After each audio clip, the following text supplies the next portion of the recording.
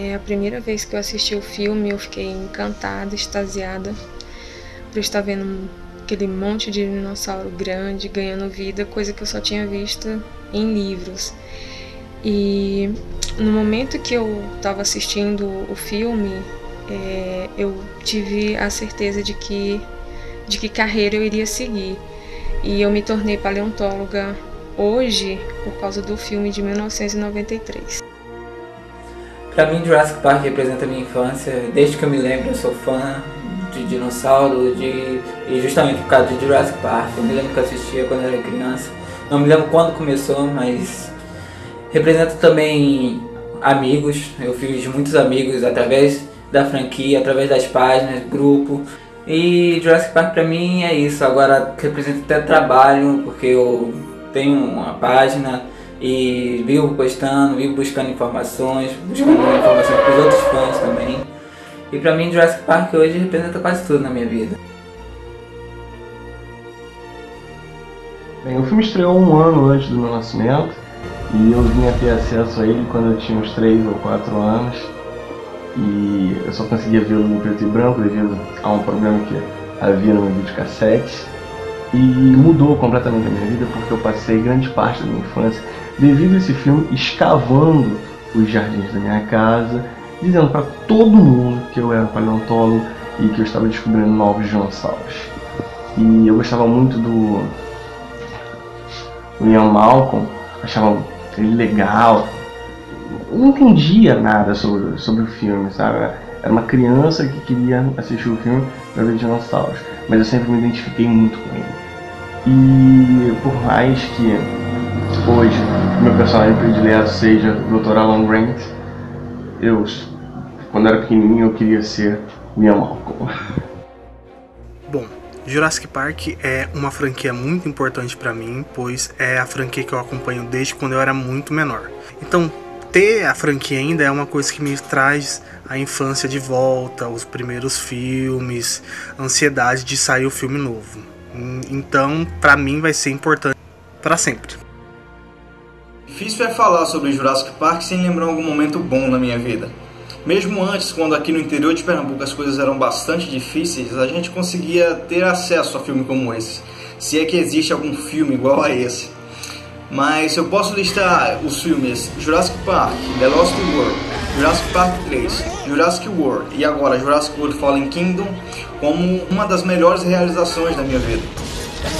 Eu me lembro de ter assistido pela primeira vez em VHS no meados dos anos 90 através desta fita aqui, né, todo mundo conhece bem. E foi a primeira vez que eu vi um filme, eu fiquei apaixonado por cinema e eu quis saber mais como funciona, como é feito os efeitos e tal, o processo de criação. Então foi através do Jurassic Park que eu me tornei esse apaixonado por cinema que eu sou hoje. E sou muito grato a isso, de já ter sido inserido no cinema assim, de uma forma tão espetacular, com esse filme maravilhoso. É muito amor envolvido, muito amor envolvido, cara. A primeira vez que a gente vê um dinossauro realmente é como se fosse um milagre. Quem viveu a década de 90, né, principalmente o ano de 1993, sabe que eu não tô mentindo. Então, cara, é uma franquia que, pelo menos a mim, me deixa muito orgulhoso em fazer parte, assim, e eu espero que ela continue crescendo cada vez mais. Como não ser fã dessa franquia maravilhosa? Jurassic Park está presente na minha vida desde a infância. E aí foi algo à primeira vista. E eu queria agradecer aqui, junto com outros fãs, à Universal, ao Spielberg e ao Crichton por ter criado esse universo maravilhoso. E agora, dia 14 tem pré-estreia de Jurassic World Fallen Kingdom. Então, vamos lá. Parabéns pelos 25 anos e que venha muitos e muitos filmes da franquia aí.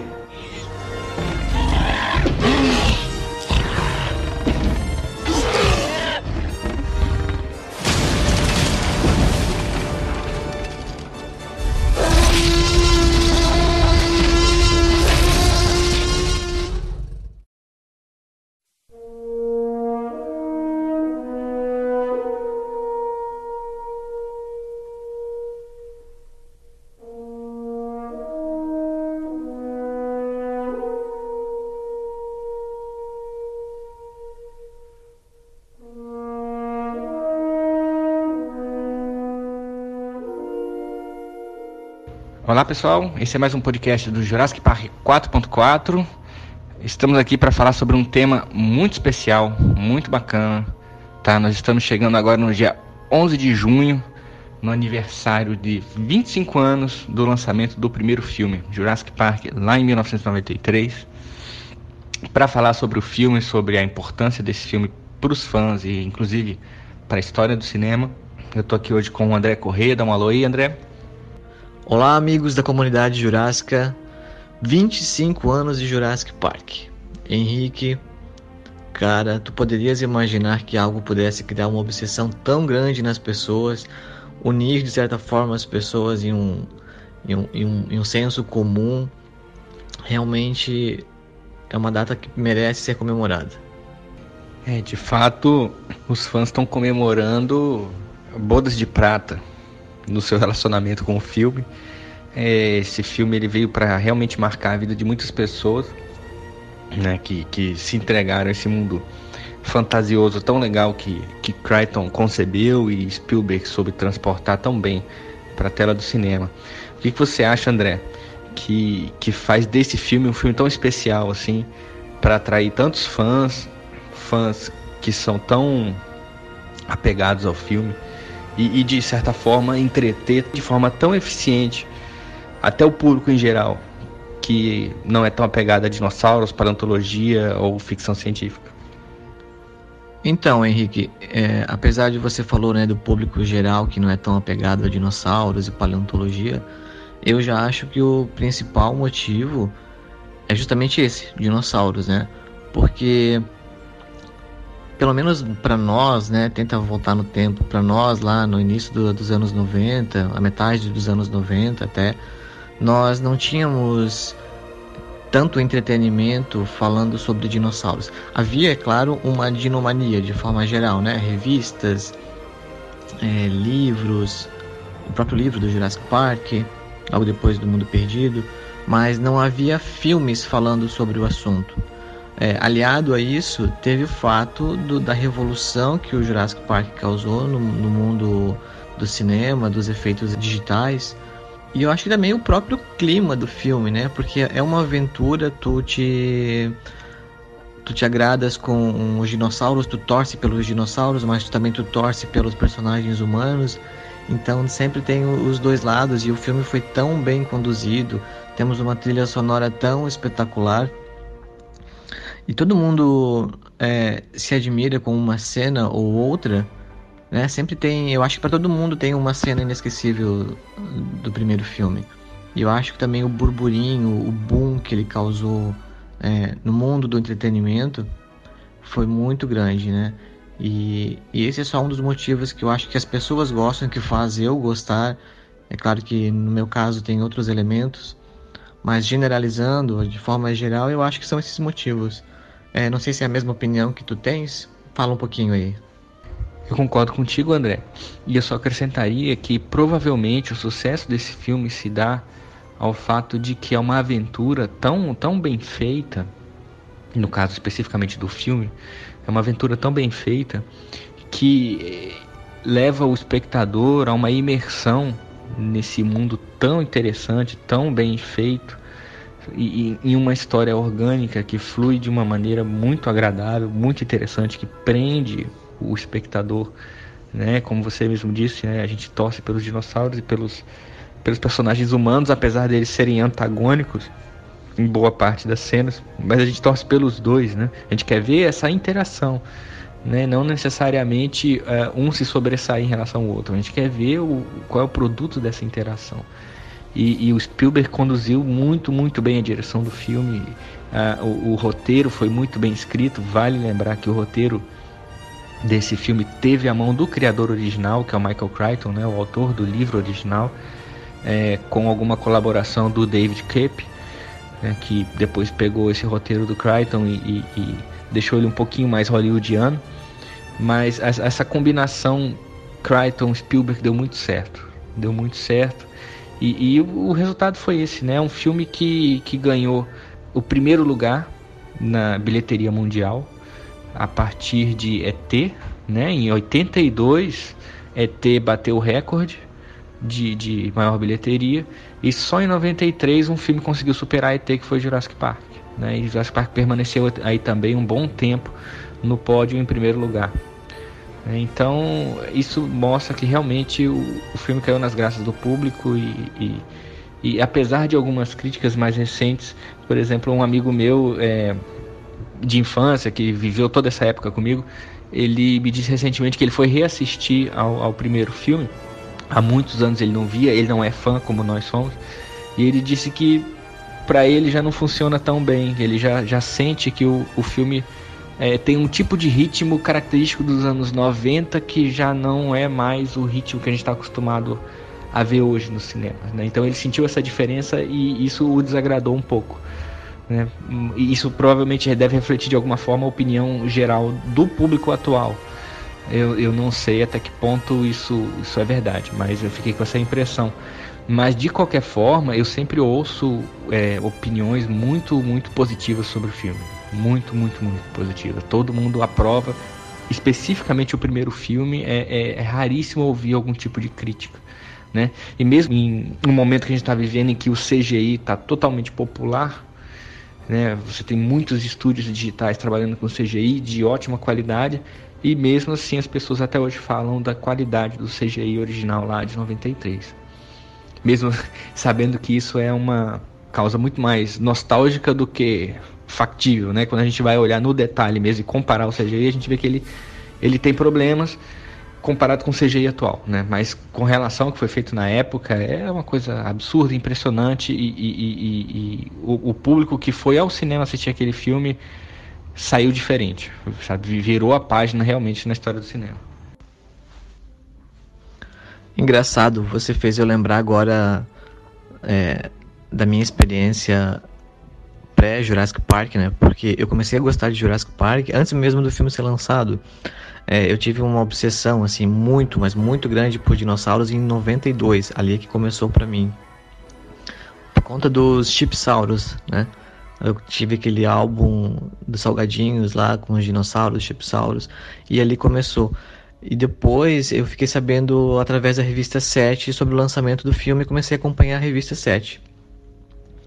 E eu lembro muito bem que eu me lembro, né, de estar na fila do cinema no dia 25 de junho de 93, de estar assim, admirado dentro do cinema com algumas cenas. Então, aquilo que tu falasse agora, que as pessoas saíram da sala de cinema com uma admiração muito grande, né, diferentes, acho que eu sou a prova viva de que isso realmente aconteceu. Sim, com certeza. Eu pessoalmente não tive a oportunidade de ver o primeiro filme no cinema. Eu tentei ir, mas eu morava afastado da cidade, não era fácil para mim.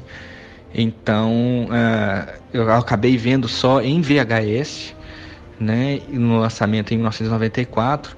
Mas você vê, assistir ao filme numa televisão 29 polegadas, de tubo ainda naquela época, foi uma coisa tão forte, não só para mim, mas para todo mundo naquela geração que estava ali passando por esse momento, que a gente tem só uma noção do que pode ter sido no cinema, né? No caso, você realmente viveu, porque se mesmo num televisor doméstico isso foi um choque tremendo, imagine isso multiplicado pela dimensão do som e da imagem do cinema, né?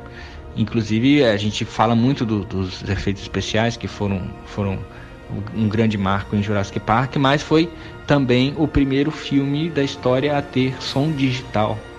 Isso foi outra diferença, né? Tudo bem que no Brasil a maior parte das salas ainda não tinha essa tecnologia, mas isso foi outra coisa que o Jurassic Park também inaugurou. Inclusive eu estava vendo agora há pouco uma declaração da Sylvia Naylor, da Dino Shop, que é uma loja fantástica. Todo mundo que coleciona miniaturas de dinossauros no Brasil conhece a Dino Shop, e ela escreveu um depoimento muito bonito sobre esse aniversário de 25 anos do Jurassic Park. Então, se você me permite, eu vou ler aqui um trechinho, né? Ela diz que com Jurassic Park, o dinossauro entrou de vez na cultura pop, e essa massificação foi bem positiva à medida que abriu um monte de espaço em vários setores. Hoje temos uma legião de fãs da franquia no mundo todo, réplicas de animais pré-históricos diversos, milhares de produtos que só existem ou existiram por causa dele, por causa do filme. Pessoas que, influenciadas pelos seus dinossauros, escolheram profissões dentro da paleontologia. E é meu caso, né? Não foi devido só a Jurassic Park, mas com certeza Jurassic Park foi um dos fatores que me manteve com essa ideia de seguir a paleontologia, né? Continuando aqui o texto dela, parques e outras opções de entretenimento que vieram a reboque, livros diversos, outros filmes e seriados com o tema, moda, arte, né? E tantas outras coisas que estão aí só por causa desse filme. Um divisor de águas do cinema, com sua temática diferente e super bem feito, com efeitos especiais que são aclamados até hoje. E realmente é isso, né? Ela conseguiu escrever de uma forma bem sucinta todo esse impacto cultural, artístico e que surgiu a partir de Jurassic Park. Muito bacana o depoimento da Silvia. A Silvia é um show à parte, né? Então todo mundo que quiser uma réplica de dinossauro é uma das indicações que a gente sempre dá. Confiem na Silvia, vão direto no site dela porque ali vale a pena. Uma das coisas que ela falou e que tu também comentasse é que isso definiu a tua vida, né, como profissional. E eu confesso que lá no começo dos anos 90, logo depois do Jurassic Park, e aí aquela angústia para chegar à continuação, o meu sonho de vida também era ser paleontólogo, porque eu era assim, autodidata. Sabia os nomes científicos, eu estudava muito, mas muito mesmo. Entrei na faculdade, inclusive, para ver se eu seguia esse caminho, né, com essa intenção. Entrei em ciências biológicas, mas por eventualidades e outras situações, acabei abandonando o curso e fui mais para um lado financeiro, administrativo, que não tem nada a ver com o assunto da paleontologia, mas aquele sentimento ainda continua lá dentro do peito. E isso foi uma coisa que o Jurassic instigou em mim, né? E não só em mim, mas com certeza em muitos outros meninos e meninas que cresceram com o sonho de estar na Ilha Nublar, de visitar o parque, de poder passar por toda aquela aventura que o filme nos transmitiu.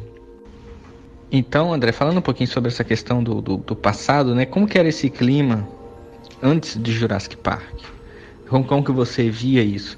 Porque eu me lembro bem, como você disse agora há pouco, a gente vivia uma certa dinomania no fim dos anos 80. Existiam muitos livros infantis sobre o tema, as atenções estavam voltadas para isso, como a gente observa agora, em 2016, 2017, talvez por causa de Jurassic World, a dinomania voltou, né? Não sei se com a mesma intensidade que foi naquela época, mas parece que sim. E realmente existiu uma série de obras de cinema e TV voltadas para isso, com Família Dinossauros, Em Busca do Vale Encantado, se eu não me engano teve algum seriado do Mundo Perdido também, que foi produzido mais ou menos nessa época. Como que você vê essa questão?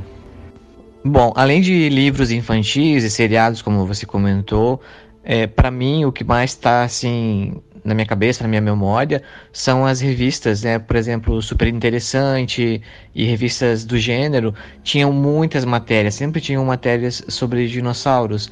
E também é bom frisar que nessa época, acho que teve um boom assim na paleontologia, porque os dinossauros começaram a ter características mais avianas, né? Então, ser um pouquinho mais parecidos com as aves em termos de comportamento e em termos de ilustrações. Porque eu tenho muito bem na minha lembrança, inclusive eu tenho na minha coleção essa revista sobre dinossauros emplumados, já naquela época, que ainda gera uma controvérsia nos dias de hoje, mas para ter ideia, né, naquela época o assunto já era em voga. E como eu falei antes, a minha obsessão começou por acaso, em uma viagem que eu estava fazendo, e aí nós paramos numa lanchonete e eu encontrei o álbum da Elma Chips. E a partir dali, como tinha algumas informações sobre algumas espécies, aquilo despertou um interesse muito grande em mim. E eu tenho memória de quando eu voltei dessa viagem, voltei para a cidade, eu fui até a biblioteca da universidade, aqui da cidade, em Blumenau, e eu encontrei muitos livros falando sobre dinossauros. Então ali começou, né, a minha paixão por dinossauros, por essa questão mais científica. E claro, né, tendo acesso a essa biblioteca, eu comecei a ter acesso a outras revistas, outros livros, e aí começaram a ouvir as notícias sobre Jurassic Park, sobre o livro que ainda não havia sido lançado. Para ter ideia, eu só consegui ter acesso ao livro, ao primeiro livro, em 96, ou seja, né, tivemos o lançamento da continuação do Mundo Perdido, eu li o Mundo Perdido e só depois eu consegui ler o primeiro livro. Então, tinha assim, eu lembro muito bem daquela aura, né, do filme que vai lançar, daquele mistério todo, porque a pré-produção e a produção do filme, toda ela foi envolta em um mistério muito grande. E eu acho que isso fez um pouco do charme naquela época, coisa que hoje em dia não existe mais, porque é tudo muito aberto, é tudo muito escancarado as produções, né? Nós ficamos sabendo da trama de um determinado filme muito tempo antes do lançamento dele. E naquela época não tinha isso, então a gente não sabia que tipo de clima o filme teria. Só sabíamos que teria uma adaptação do livro do Michael Crichton e que o Spielberg, que era o grande nome do cinema naquela época, ainda é, mas ele estava assim em alta, né? Estaria envolvido. Então imagina, né? Isso na cabeça de um adolescente, aquilo explodia. Explodia mesmo. E a minha mente explodia quando eu olhava para aquele painel de fundo preto, só com aquela logomarca vermelha, e via aquele nome, Jurassic Park, e um esqueleto de tiranossauro, um pedacinho de uma ilha ali embaixo. Meu Deus, o que é isso, né? Hoje, revendo as matérias que saíram nas revistas lá em 93, tem alguns trechos das matérias que explicam que o Spielberg ele foi muito, muito crítico e muito firme com relação a não mostrar os dinossauros antes de exibir o filme. Então, não existiam imagens praticamente dos dinossauros para quem quisesse saber sobre o filme. O trailer não mostra o dinossauro, o trailer do filme, né? Então as pessoas foram para o cinema sem saber como eram esses dinossauros, ou sabendo muito pouco. No máximo elas viram uma foto ou outra foto bem simples em alguma revista, né? Mas tudo foi surpresa, e isso foi impressionante. Isso contribuiu muito para a experiência, e é o oposto do que se tem hoje. Hoje a gente tem um excesso de informação, excesso de exposição do filme antes que ele apareça no cinema, né? Isso estraga muito a experiência. Sim, e para ter ideia, revistas especializadas também falam que o chefe da MCA, que era a empresa que era dona do estúdio Universal, não tinha assistido o filme até o lançamento, porque o Spielberg também não tinha permitido. Então, só para ter, né, pra gente ter a noção da grandiosidade que foi, o suspense que foi. Então, assim, foi além de uma sacada de marketing muito grande, foi realmente uma coisa explosiva, porque aquilo foi revolucionário. E há também que se lembrar que, na ocasião, em 93, a quantidade de merchandising que acompanhou o filme foi uma quantidade absurda, inédita até então. Nem Guerra nas Estrelas, nem qualquer outro tipo de franquia tinha tanto produto associado ao filme como o Jurassic Park teve em 93, tá? Muitas pessoas não sabem disso ou não se lembram disso, mas Jurassic Park em 93 tinha tanto produto como nunca havia se visto antes. E fazendo uma retrospectiva, quais foram as cenas então mais marcantes que a gente pode assinalar para esse filme? Eu diria que, com certeza, aquela primeira imagem que a gente tem do Brachiosaurus, quando eles chegam à ilha, aquilo ali já fez todo mundo cair o queixo, né, durante a exibição do filme. Outra cena muito marcante é a cena da perseguição das duas raptoras na cozinha. Muitas pessoas, inclusive quem não é fã, sempre menciona essa cena como um ponto alto do filme. O próprio ataque da Rex aos Explorers, né, aquela cena da estrada. Mas eu diria que a cena mais marcante de todas é aquele momento em que a Rex rompe a cerca, dá aqueles passos entre os dois Explorers, dá um rugido, depois muda o ângulo de câmera, ela dá o segundo rugido ali, iluminada pelos faróis do Explorer, e continua caminhando.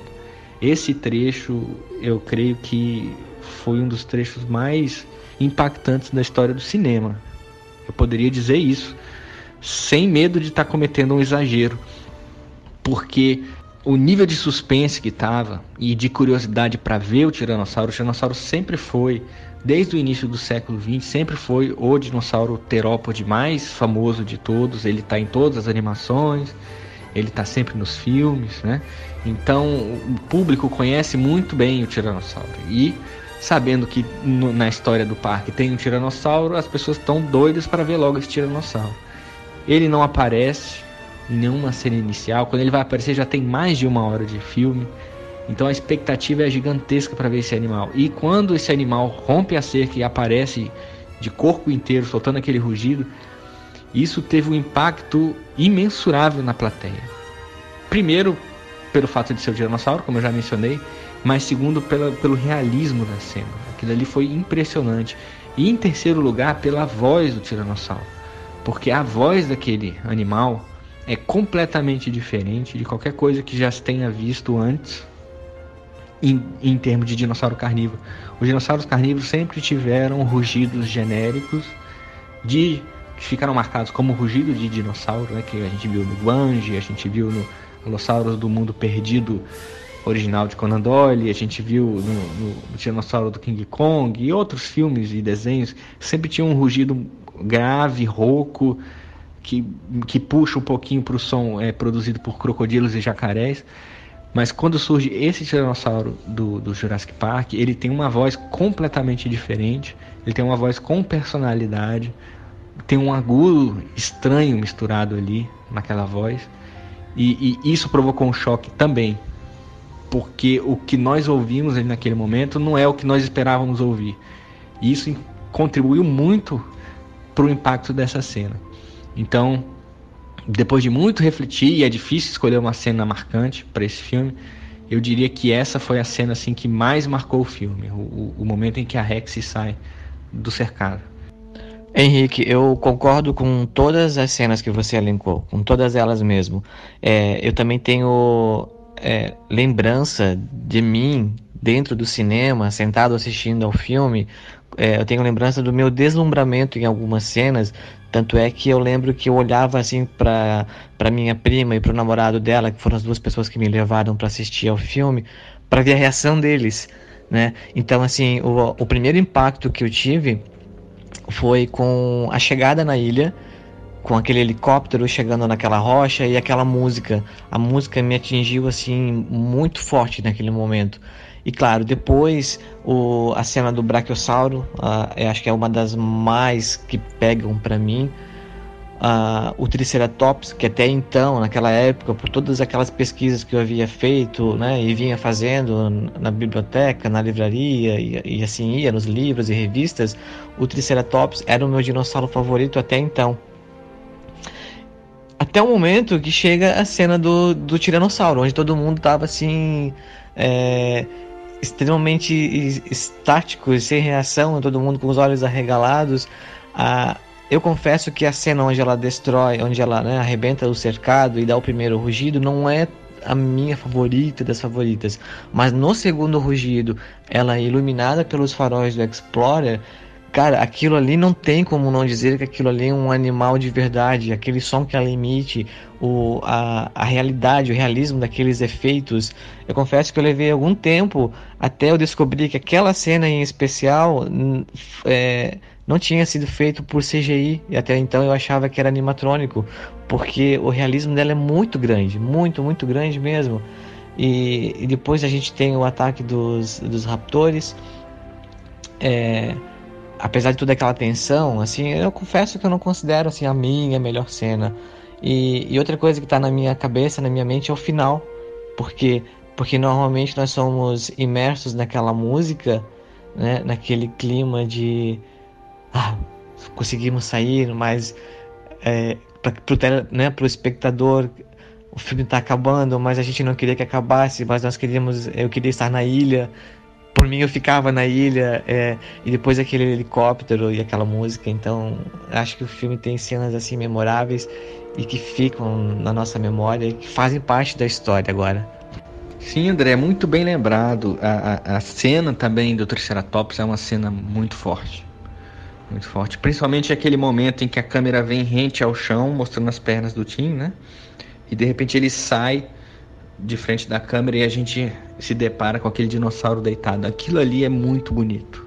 Aquilo toca fundo no nosso coração. O animal é orgânico, ele respira, ele se move, ele tá vivo ali na tela, né?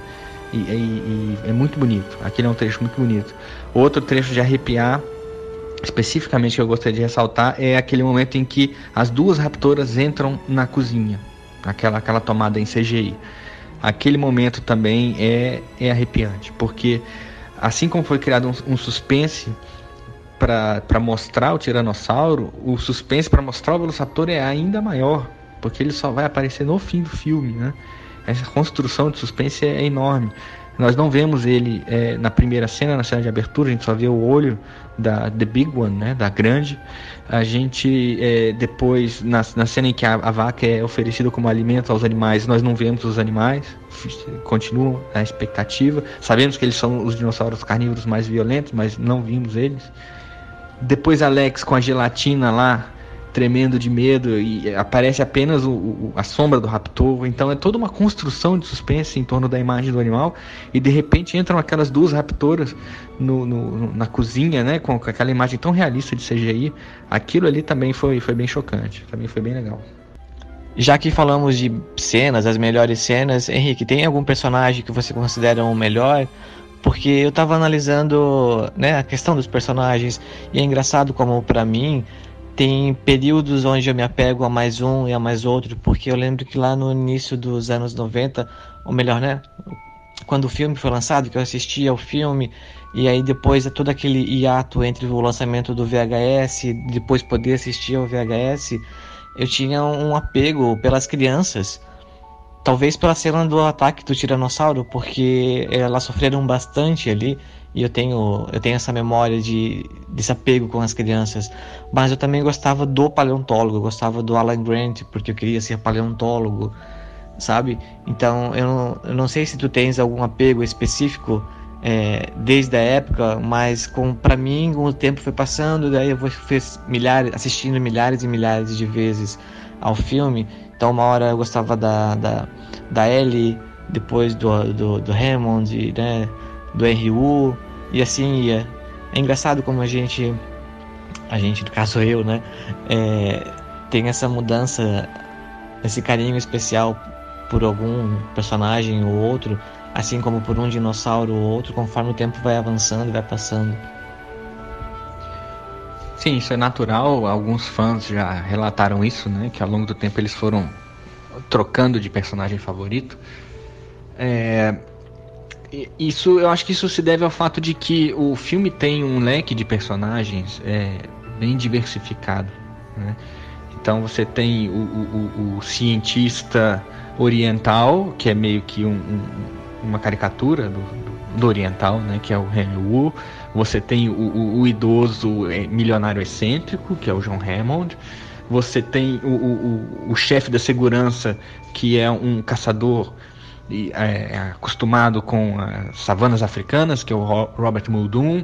Você tem o gordinho nerd que gosta de computadores, que é inclusive sem escrúpulos, que é o Nedry, e você tem o paleontólogo, que é o cara simpático, por quem entende de dinossauros. Então ele é o cara legal, apesar de ter alguma antipatia por crianças, né? Tem esse ponto nele também, né? A Ellie é uma espécie de mãezona, mas é aventureira ao mesmo tempo. Então existe toda essa variação, né, de personalidades, apesar de serem um tanto rasas, porque o foco do filme não é desenvolver personagens, né? Não é essa a proposta. Mas apesar de serem rasos, existe essa variação, né? Então a gente pode ir trocando de favoritos aí, porque cada um deles tem uma característica interessante.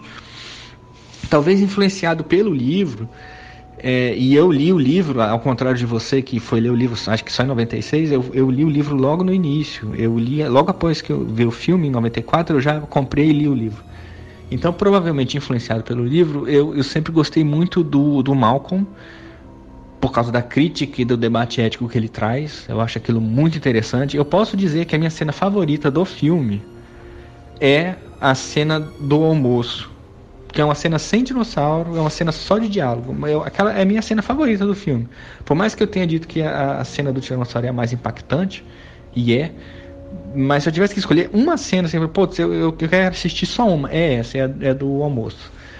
E é onde tem ali, em poucos minutos, você tem uma compressão absurda de toda uma discussão que é desenvolvida em dezenas de páginas, talvez centenas de páginas do livro, né? E outro personagem que também provavelmente é influenciado pelo livro, eu gosto muito, que raramente é lembrado pelos fãs por ser um coadjuvante bem coadjuvante, é o Robert Muldoon, que é o responsável pela segurança do parque. Eu acho ele fantástico, eu acho ele um personagem interessantíssimo, tanto no livro quanto no filme. Eu presto muita atenção nele, né? E a competência do Bob Peck para retratar esse caçador é fantástica, né? Por exemplo, aquela cena em que ele está sentado e manda todo mundo calar a boca, inclusive o Hammond, né? Cala a boca, todos vocês, né? Eles estão se aproximando do cercado do tiranossauro, vocês estão falando abobrinha aí e o pau pode comer daqui a pouco ali, né? Então é muito interessante, eu gosto muito do Muldoon. Eu inclusive gostaria que ele tivesse mais espaço no filme do que ele teve, e provavelmente até se ele tivesse sobrevivido seria legal também. E os dinossauros? Afinal de contas, o dinossauro é o prato principal do filme, né? É o foco. É impressionante como a fusão do uso de animatrônicos e da tecnologia nova do CGI foi tão bem sucedida nesse filme, né? Mas um ponto importante também a favor de Jurassic Park foi a qualidade científica na forma de retratar esses animais. Eles fizeram uma pesquisa absurda na época para tentar trazer os dinossauros mais realistas possíveis do ponto de vista científico paleontológico. Então, como você já mencionou, tem aquela questão de aproximar eles um pouco mais da visão das aves, né? Principalmente em termos de comportamento. E isso era uma novidade no final dos anos 90, esse tipo de abordagem. Tanto é que o filme o tempo todo traz no roteiro, no diálogo entre os personagens, essa questão de eles são parentes das aves.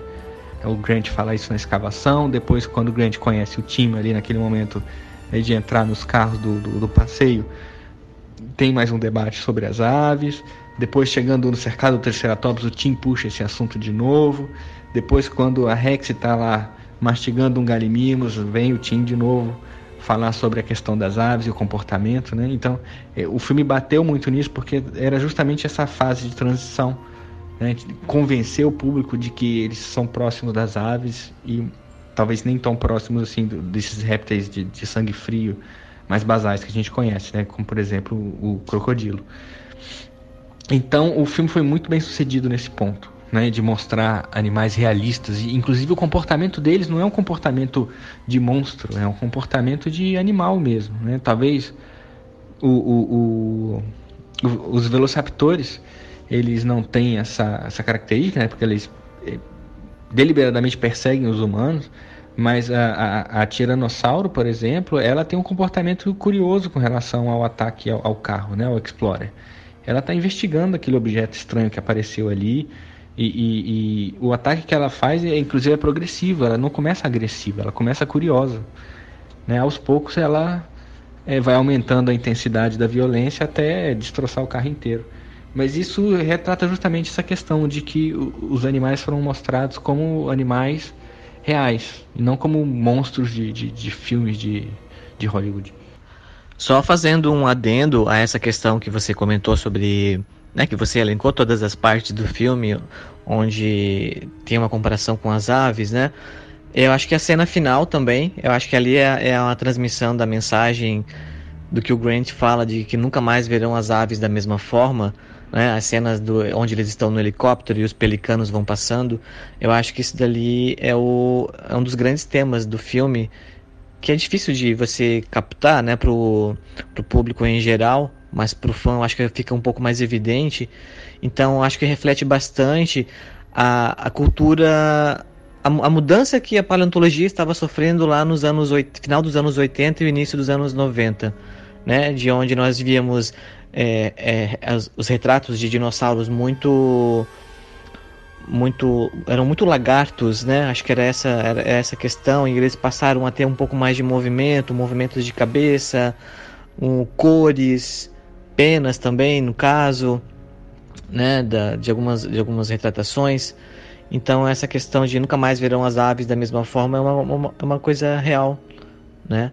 E assim como os personagens humanos, eu acho que pra mim, pelo menos, tem essa questão de conforme o tempo vai passando, né? Eu ia gostando mais de um ou de outro, mas depois do filme, até o filme, o Triceratops era o meu favorito. Como ele teve uma participação importante, mas assim, ele não esteve numa cena em movimento de aventura, alguma coisa assim, talvez ele não ficou tão mais na minha memória, porque eu meio que substituí pelo Tiranossauro. Acho que o Tiranossauro hoje é o meu favorito, mas eu digo o Tiranossauro do Jurassic Park, porque a gente sabe que, né, que a nossa Tiranossauro ela tem umas certas divergências em relação ao que seria um Tiranossauro de verdade, né, a um esqueleto, porque a gente vê que a equipe de produção teve uma grandes sacadas, né, adicionaram as sobrancelhas, coisas que a gente não via nas ilustrações antigamente,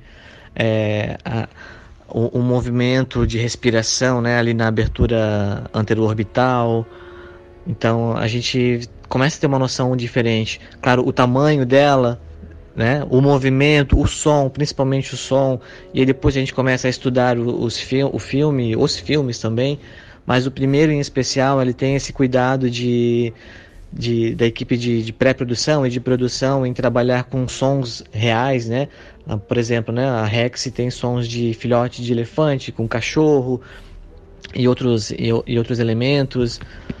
O próprio pio do Dilophosauro é muito bonito, o som do Dilophosauro é muito bonito. Imaginar que aquilo ali é de uma coruja, né? Não só de uma coruja, de serpente, de outros animais, outros elementos. Então, eu acho que em termos de visual, eu acho que o Tiranossauro é o que se sobressai em toda a franquia, porque realmente é um animal bonito mesmo de se ver. Os raptores foram os animais que mais sofreram mudanças durante esses 5 filmes, apesar de eles terem um aspecto muito bonito, né? Mas hoje em dia já não correspondem mais a um Velociraptor do que a paleontologia nos ensina. Para mim, o Tiranossauro é o que mais ficou. Sim, de fato, o Tiranossauro provavelmente é o dinossauro que mais ficou, né? Mas menos mudou em termos de aparência. E mesmo que haja algumas diferenças entre o Tiranossauro do filme e o que a paleontologia hoje, de 2018, descreve, são pequenas as diferenças. Não são muito grandes, não. O Tiranossauro ele já era um dinossauro muito bem conhecido naquela época, né? Já existiam esqueletos bem completos dele na época, então ele mudou pouco, né? Até a questão das penas no Tiranossauro ainda é uma questão controversa. Existem indícios indiretos de que talvez ele tivesse penas. Um indício indireto de que talvez ele tivesse penas não é uma prova conclusiva, então mesmo assim, provavelmente a pele escamosa dele ainda é cientificamente acurada, isso ainda está em debate, né? Ainda é uma questão em aberto. E foi curioso também você mencionar o Dilophosaurus. Eu queria falar um pouquinho mais sobre ele, porque eu acho muito bonito, extremamente realista o boneco, o animatrônico que a equipe do Stan Winston fez pro Dilophosaurus. Ele sempre foi um dos meus favoritos no filme, principalmente com relação à movimentação da cabeça dele. Ele é muito natural, muito realista. Até hoje eu olho para aquele animatrônico e eu acredito que realmente tem um animal vivo ali. Eu estou olhando para um animal vivo. Ficou muito interessante. E o piado de coruja dele remete ao livro, né? É uma descrição que já estava no livro do Crichton, lá de 1990. E transportaram isso para o filme. Ficou muito bom. O Dilophosaurus é um dos dinossauros favoritos dos fãs. Desde 93, a gente quer ver ele de volta em outros filmes. Nós já tivemos aí 4 filmes na sequência. Estamos vindo pro 5º filme, a 5ª sequência de Jurassic Park. Está chegando agora, daqui a uma semana, nos cinemas, né? Está chegando agora aos cinemas. Então, será que tem Dilophosaurus aí em Jurassic World Reino Ameaçado? Ia ser legal se tivesse, né? Porque nós estamos pedindo há muito tempo. Em todas as redes sociais do mundo inteiro os fãs pedem, mas os cineastas ainda não nos ouviram. Tomara que eles tragam o Dilophosauro de volta. Falando do Dilophosauro em Reino Ameaçado, dando só um toquezinho de spoilers, o pessoal aí fique bem antenado, tá? Em relação ao novo filme e ao Dilophosauro, porque tem uma surpresa ali dentro.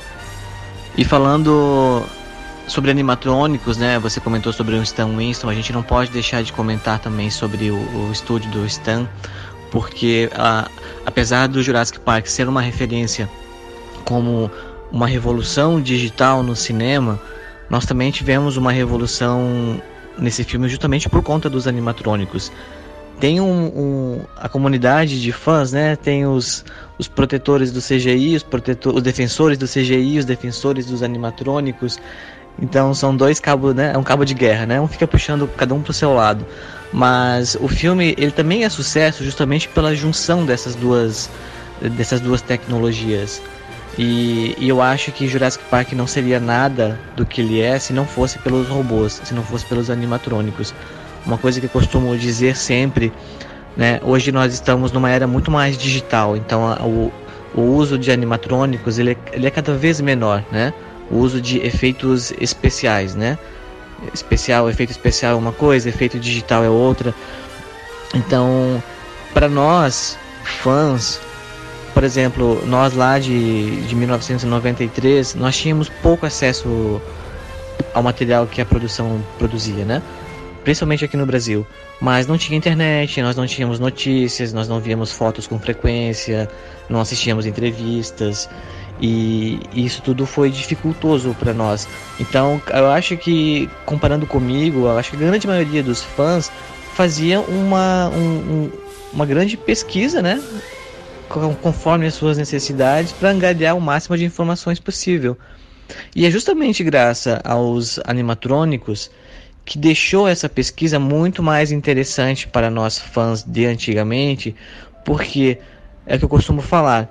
É muito mais interessante você assistir aos bastidores dos filmes, porque eles também trazem muitas informações relevantes, né, sobre a produção, com os robôs ali, com as fotos, com a equipe de produção, com os atores, né, interagindo com os robôs, mesmo eles estáticos, desligados, do que hoje em dia você vê um documentário de bastidores de um filme, onde a gente só vê tela verde e captura de movimento, né? Então pessoas usando roupas especiais.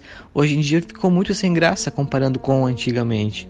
Então essa também é com grande felicidade que a gente vê essa união de tecnologia novamente em Reino Ameaçado, que vai estar disponível agora a partir do dia 14. E eu acho que esse novo filme, ele vai trazer um espírito de Jurassic Park justamente por essa característica, né? De unir as duas tecnologias. Lembrando também, né, continuando a falar um pouco sobre paleontologia, os filmes e o Jurassic Park, ele também teve um consultor paleontológico, né? O Jack Horner, ele esteve em praticamente todos os filmes. Realmente eu não tenho ciência se nesse novo filme ele deu algum tipo de consultoria. Me fugiu da memória, me deu um branco assim, não sei. Mas até então, né, ele sempre falava, e muitos outros cientistas também falavam, quer saber como os dinossauros eram? Assista Jurassic Park.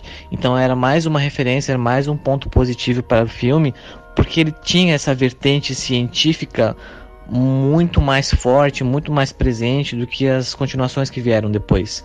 E eu acho que essa característica científica, esse negócio documentário, né, é muito interessante, e eu acho que ele atrai as pessoas, não só para quem é fã, mas acho que faz as pessoas, que o público leigo, o público comum em geral, eu acho que prende ele justamente por esse teor científico que ele tem, e claro, um teor filosófico que o filme também tem, né, se é válido criar animais extintos ou não. Com certeza a convergência do uso de animatrônicos e CGI foi o que garantiu o sucesso visual do filme. Não há dúvidas quanto a isso. Nos momentos em que é necessário tocar o animal, mostrar um close, se usava o animatrônico. Nos momentos em que precisava mostrar ele mostrar ele de corpo inteiro, se usava o CGI, porque tem um movimento muito mais fluido do que qualquer animatrônico.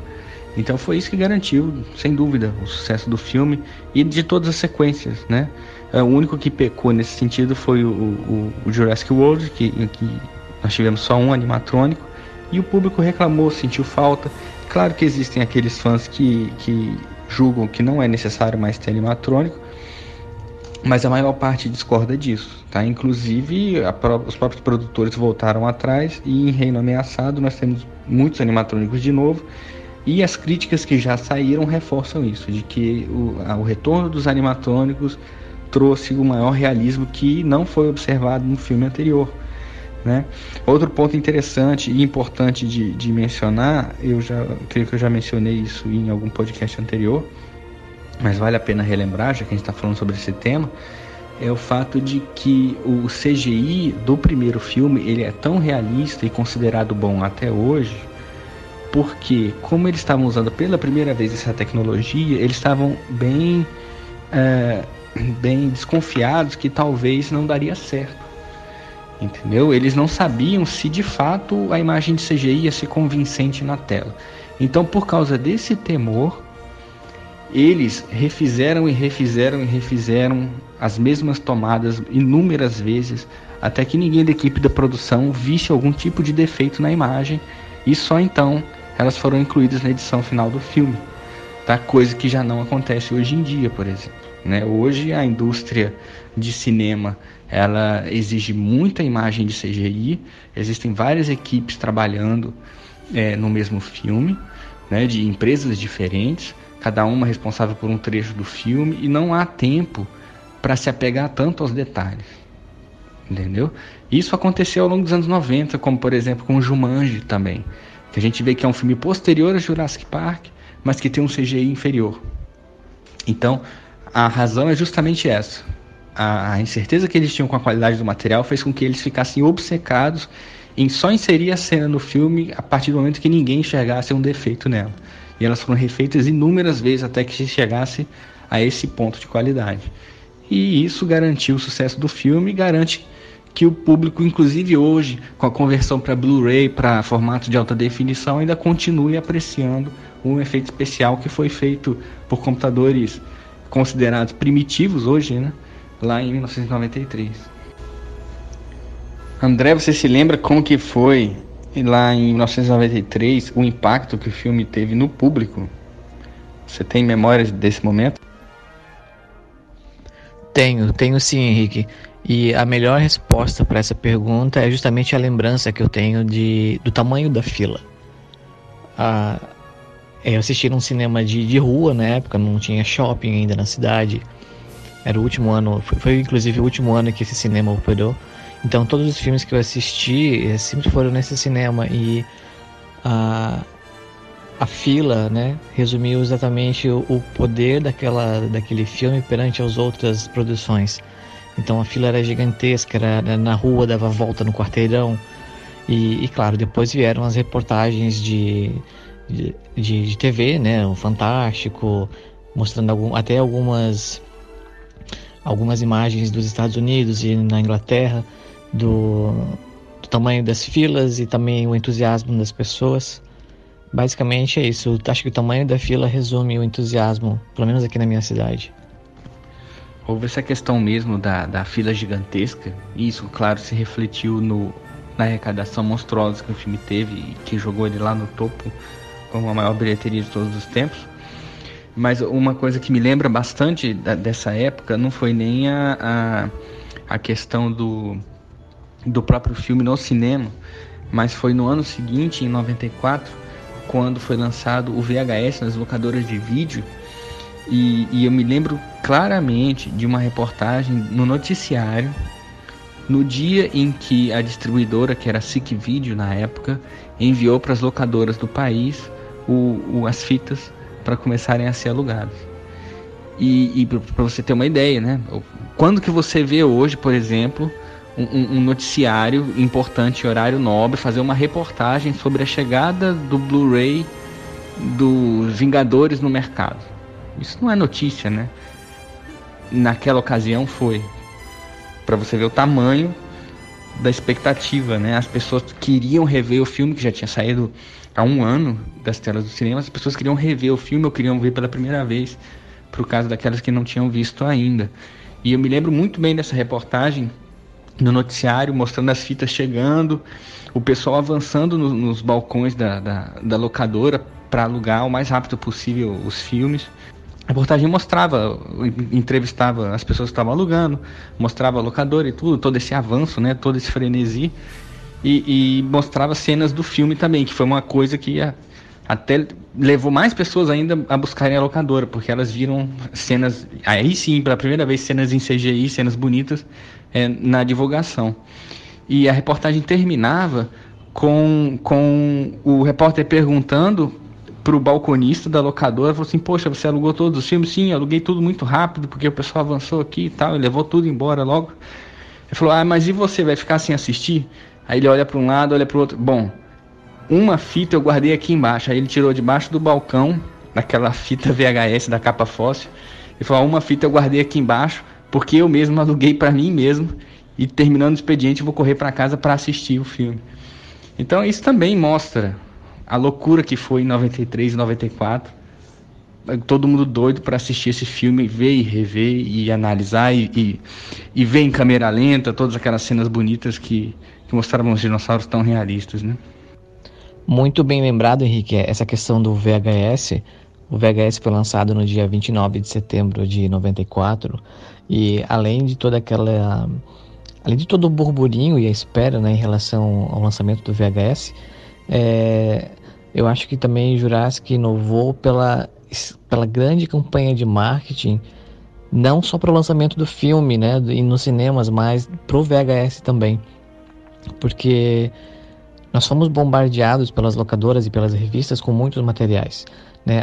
Eu nunca tinha visto nas locadoras displays grandes, a própria capa fóssil foi uma grande novidade, foi uma sacada muito boa. Eu acho que tudo aquilo ali foi muito imersivo, né? Fez com que o público realmente entrasse na história, entrasse no poder daquela mídia. E eu acho, né, comentando sobre o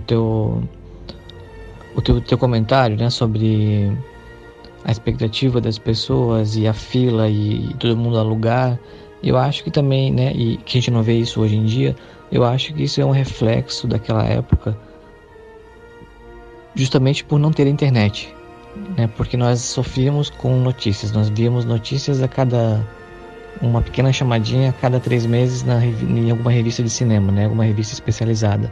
E hoje em dia não, hoje a gente vê o filme sendo produzido praticamente ao vivo, né? Então, filma hoje e amanhã já tem alguma coisa na internet, nem que seja capturado por algum público que esteja nas imediações. Sim, naquela época a pirataria também estava engatinhando. Já existia, mas estava engatinhando, né? Eu estou falando contigo agora.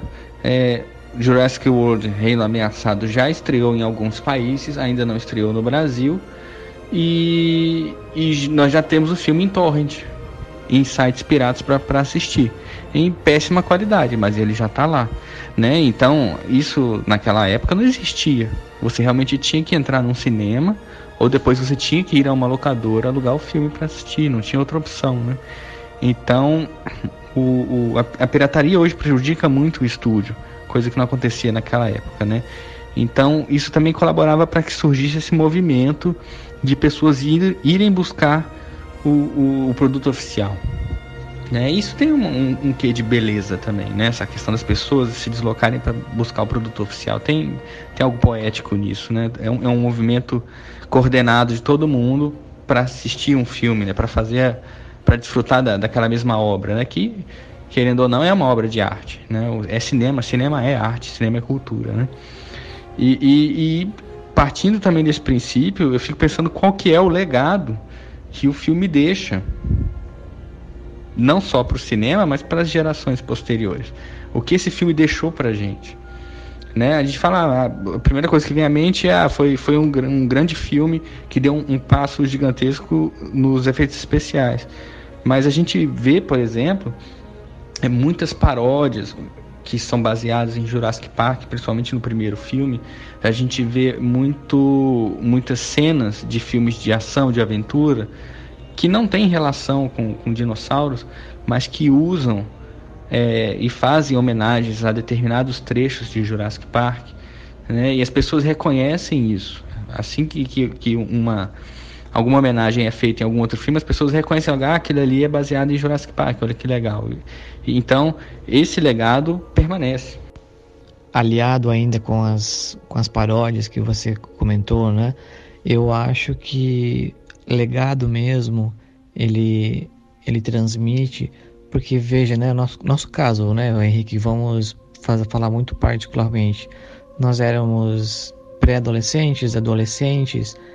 Então, além de nós, né, houveram crianças que assistiram na época, que passaram por aquela fase. Hoje já somos todos adultos. Muitos desses adultos já têm filhos, então que são fãs da franquia, que são fãs do filme. Essa nova trilogia, ela é feita para um outro público, também crianças. Então, acho que o legado é justamente isso. Através dos anos, através das décadas, vai passando esse interesse, esse amor mútuo, né? Porque o filme é engraçado, eu acho muito interessante como no nosso grupo, na nossa página, nós temos muitas pessoas jovens, muitas crianças, muitos adolescentes, mas eu fico muito admirado de como eles gostam e conhecem o primeiro filme, né? Porque eu imaginava na minha cabeça que eles seriam muito mais antenados com os filmes mais recentes, mas mesmo assim o primeiro filme é o favorito de muitos e ele consegue atrair uma grande parcela do público, e isso é muito bom, porque ele fica para a história, ele está na história.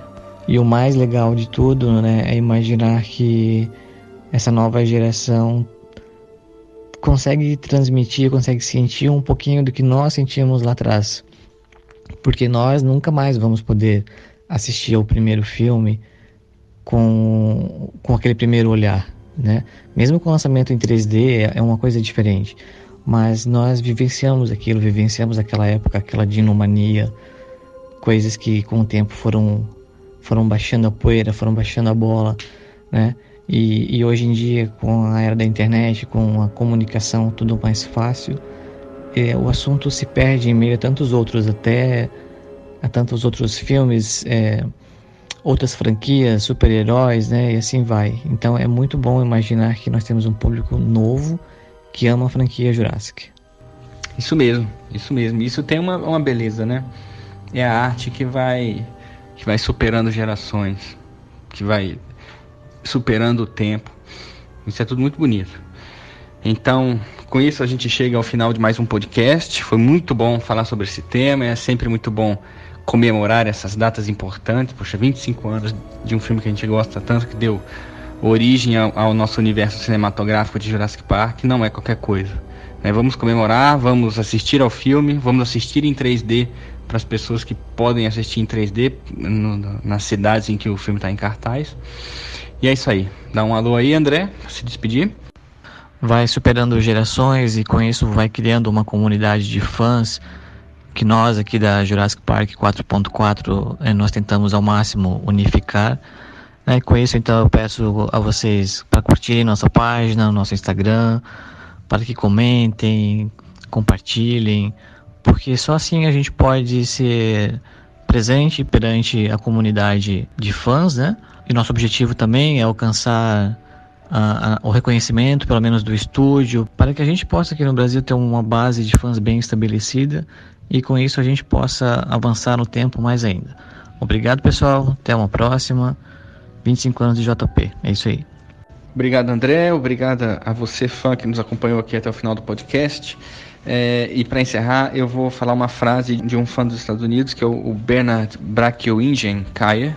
Eu já recitei essa frase dele, que é quase um poema, no podcast número 6, há exatamente 3 anos atrás, no dia 9 de junho de 2015, às vésperas da estreia de Jurassic World. E ele disse o seguinte: provavelmente nós não somos capazes de nos esticarmos e tocarmos os dinossauros, mas nós os vimos. Nós vimos um filme que capturou a imaginação do planeta inteiro. E para aqueles que estavam lá, nós nunca deixaremos essa sensação ir embora. Um abraço e vamos que vamos.